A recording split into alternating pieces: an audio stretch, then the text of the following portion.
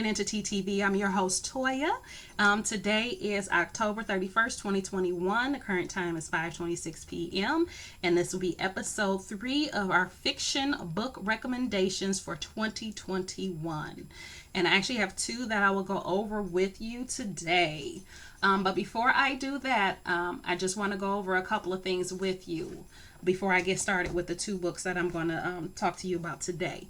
The first thing is that the reason I included the fictional book recommendations as part of our normal programming and the normal videos that I post on here is because this is a channel of your wellness. So it's the overall mind, body, and soul, your whole body wellness and spiritual connections and things like that. So in order for you to be successful in meditating and manifesting things in your life, you really need to be able to visualize things that you see and the things that you desire.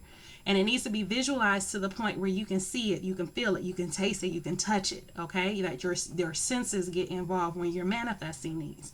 And one of the easiest ways to build up your imagination is through reading books where other people are creating these worlds and these places for you to visit that you can go to and visualize in your head. So when you get to know those places and you get to know those characters and those people, it actually strengthens your ability to visualize and strengthens your ability to manifest things into your own life. So that's why we do the book reviews on this channel. Second one is because I wrote a book. So this is my book, Tease Collection by me, Latoya Armstrong. It is available on Amazon for $7.99, and it's a collection of works by me. So it's 2 songs in there. I have poems and short stories. And the thing about the short stories that people like to know is the short stories came to me as dreams. Okay, so there were dreams that I had, and when I woke up, I just started writing it out, and it became those stories that you read in those books. So again, the link is below if you would like to check the book out and make a purchase. Like I said, the link is below for Amazon for $7.99. So today I have 2 books I'm going to talk about. The first one is the one I'm currently on. It's by Dean Koontz, and it's called False Memory, and it's read by Stephen Lang. So all the books that you read or listen to, especially on audio, don't hold your attention. And I don't know if this isn't holding my attention because of the actual storyline, or if it's not holding my attention because of the way the narrator is reading it and going about it. But it's really not holding my attention to the point where I am now actually confused about what's going on in it. So it starts out with this guy saving this other guy from jumping off of the roof, and then you later on find out that they're brothers, and both of them are with women, and that seems to have some kind of phobia issue. So it's 21 hours long, which I know that sounds like a lot, but usually when I'm listening to these books, it's during the time when I'm working. So how most people will work and listen to music, I work and listen to audiobooks. So, and you can do that. You can listen to them while you work. You can listen to them on your drive, when you're in the car. You can listen to them while you're cooking, while you're taking a bath or your shower or whenever. And if it's a really good book, you really get into it and you end up listening to it while you're doing all of that. I just don't think this is one of those books for me. But you feel free to check it out because, like I said, it's called False Memory, and I guess I should just read what they wrote on it. But it's about these 2 ladies and their issues with sorry about this, guys. I should have had this up. But it's their issues with their phobias that they have.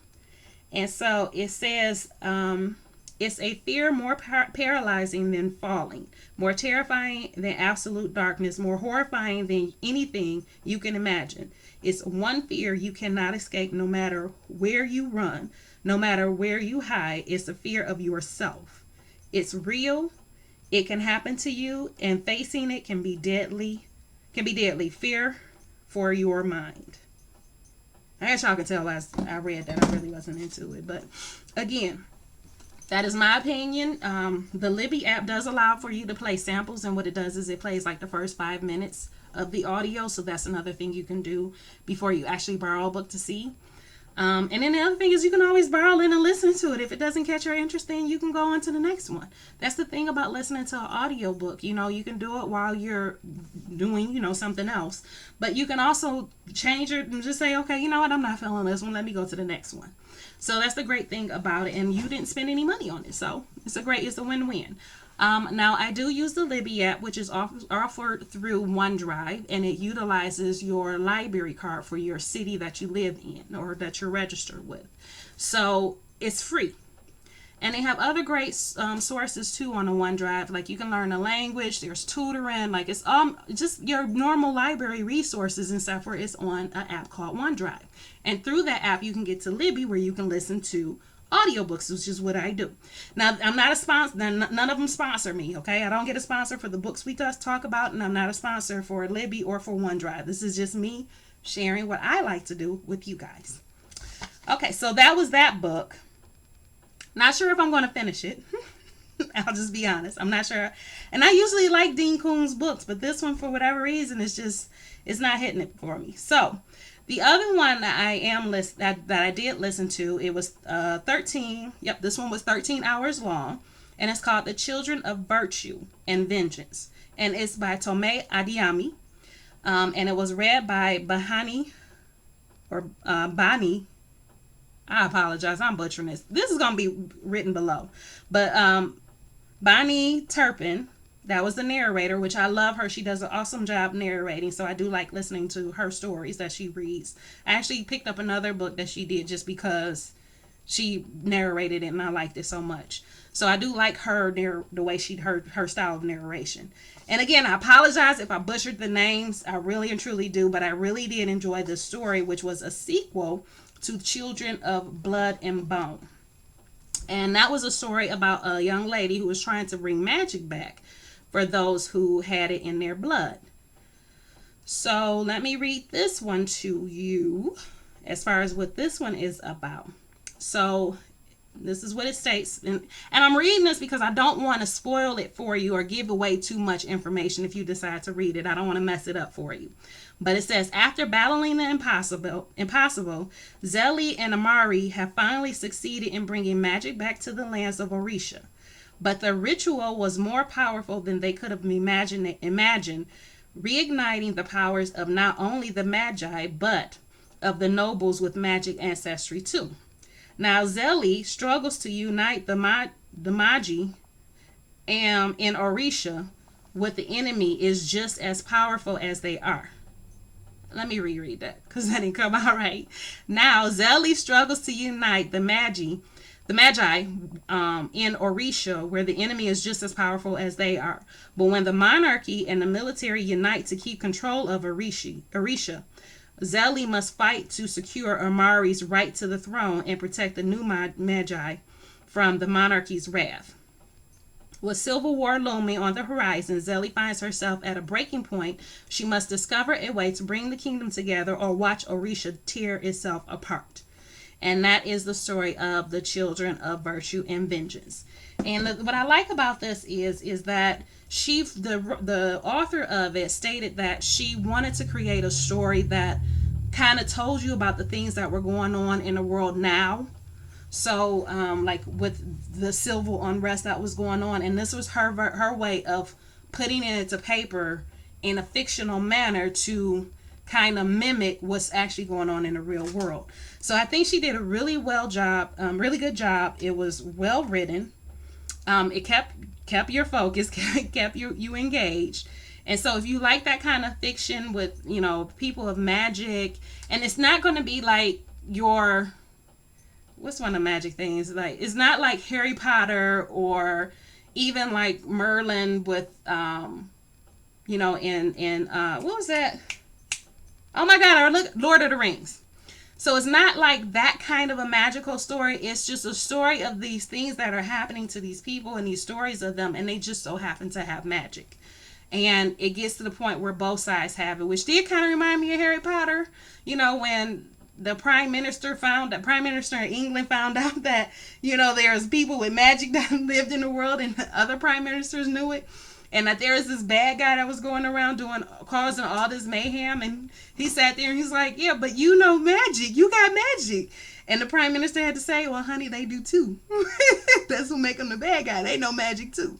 So it's kind of like that. It's just it's just where both sides, they're living their lives, they're going through their struggles, they're going through the racism that's in there, because you have the non-magic folks who are against the people with magic, and it's this big deal that's in here.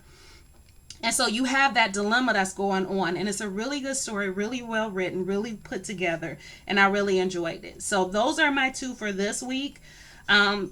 Because it was 13 hours long, and I had a really busy work week this week, that's why it kind of took me a little longer to get through. But I don't think I'm gonna finish Dean Koontz' False Memory. It's not one that I can really commit to. Like, I'm not vested in the characters at all, and so I probably won't even finish it. But I do have some more in my let me show you on my shelf so you guys can see. I'm trying to get it to where you can actually see. But anyway, this is what that Libby app looks like. So these are the books that I have borrowed. And like I said, this is the Dean Koontz one. I'm about to send it back. And then you have your library. Yep, so there's the library where you can go and look for different titles. You can do a search. If it was something that you read that you don't remember, there's a list that you can go through. Like, okay, this is what you listened to on this date. So it's a really good app. I really enjoy it. And then this is what's in your shelf, what you're currently listening to. So it's a really good app. It's a good way to introduce new books into your daily life.